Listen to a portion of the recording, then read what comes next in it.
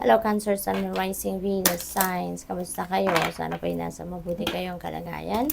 Welcome back po sa Star Tarot. Kung bago kayo dito, welcome din kayo. Thank you for your support.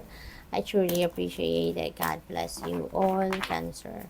Kung ano mensahe po ninyo, it's up to you. Okay? It's up to you. So, binibigyan kayo rito ng liberty to decide, no? Kung ano yung gagawin ninyo, kung anong path ang papatunguhan ninyo. So, it's all up to you. Okay? Yun ang sinasabi dito. Nasa sa inyo. Parang binigyan na kayo siguro ng mga options. Binigyan na kayo ng mga bagay or path na i-consider, no? So, it's all up to you now to decide. Parang meron kayong meron siguro mga iba't ibang klaseng opportunities sa ngayon na binibigay sa iyo, but you are also given that liberty to choose. 'Di ba? Kaya it's all up to you now. Forgiveness. Ayan, Cancer. Meron kayong papatawarin na, no? Pwedeng papatawarin ninyo ang sarili ninyo or pwedeng meron tao, no, na nakasakit ng inyong damdamin ang papatawarin ninyo. So, pwedeng ganon. No, may acceptance na dito, kaya meron na kayong forgiveness and you are ready to move on with your life. Kaya meron na kayong forgiveness, 'di ba? We have opportunity. Ayan. So, yung opportunity na ito, no, Cancer. This could be money. No? This could be financial opportunity. Kasi, yung mga gold coins na yung bumabagsak, no, from above, you know, maaaring ganyan na mangyari sa buhay ninyo. Maaaring ibabagsak sa inyo.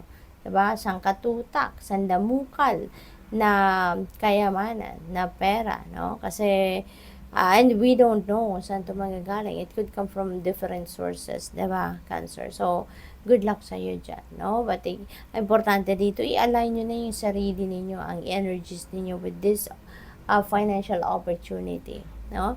Para wala na maging sagabal dito, wala na makakontra, wala na magkontra-tiyempo dito, no? At dumating sa buhay ninyo ito. We have success. Ayan. So, yung success nito could be financial success. Nasa tabi niya si financial opportunity. Diba? So, baka mayroon kayong tagumpay ngayon pagdating sa pinagkakaperahan ninyo or source of income ninyo. Pwedeng ganon. Diba? Or, pwede talagang mayroon kayong pwede mga cold cash talaga na ma-receive kayo. Baka meron din kayong panalo, meron din kayong pamana sa inyo, yung ganon. So, this money could come from various sources at yun ang inyong tagumpay sa ngayon. Pwede rin na trabaho ninyo talaga yan, ano? Negosyo. Magtatagumpay talaga kayo. So, yung success na yan could be in any area of life. Okay? Pwedeng related dito, pwede rin naman na hindi, no? So, but definitely, yung pagtatagumpayan mo to, pinaghirapan mo to, no? Pinaghirapan mo to. We have Speak Your Truth, Archangel Gabriel. Thank you, Gabriel, for helping me to speak with integrity. Okay? So, ngayon, Cancer, tutulungan kayo ni Archangel Gabriel dito, no, to speak your truth. Tutulungan kayo ni Archangel Gabriel dito to learn how to express yourself. Kasi baka in the past, hindi kayo nagkakaroon ng ganong pagkakataon, no? Na masabi ninyo kung ano yung laman ng isip ninyo, masabi ninyo kung ano yung laman ng damdamin ninyo. At siguro, alam mo yun, hindi ninyo na-express ang totoo. 'Di ba? Kaya maaari ngayon, tutulungan na kayo. What else? We have transformation, Archangel Zadkiel. Thank you, Zadkiel, for supporting me to transform my past challenges. Okay?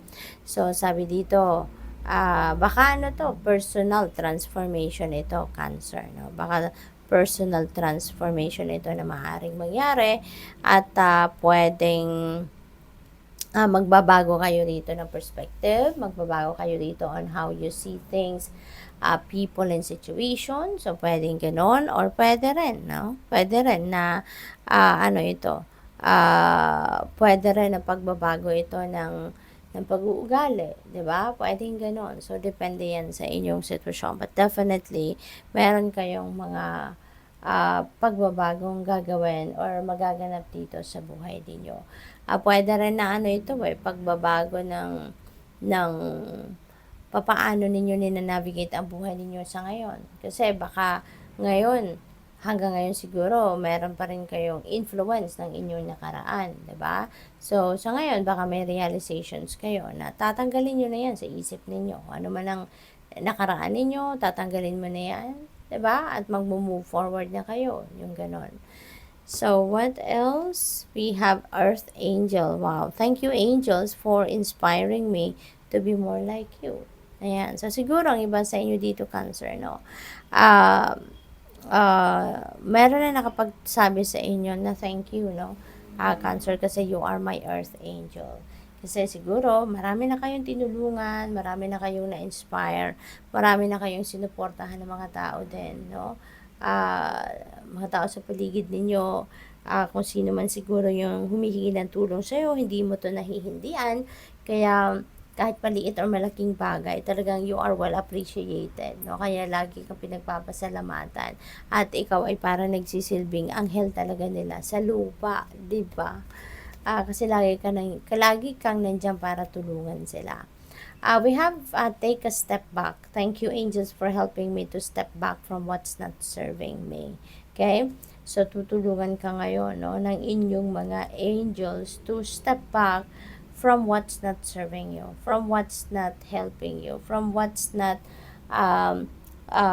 bringing you positivity, no? Or walang magandang idinudulot na sa inyo. So, kung ano man ito, iba-iba to, depende sa inyong sitwasyon. Pwedeng relationship ito, pwedeng trabaho, career, 'di ba? Business, mga kaibigan, or mga kaopisina, 'di ba? So, depende sa inyong sitwasyon. But definitely, tutulungan ka ng inyong mga angels ngayon na magkaroon ng lakas ng loob para talikuran na, no? At alisin na sa buhay mo kung ano man ang mga bagay na to, or sitwasyon, or tao na hindi naman na nagsiserve ng highest good ninyo. So, good luck. Thank you for watching Love and Light. Namaste.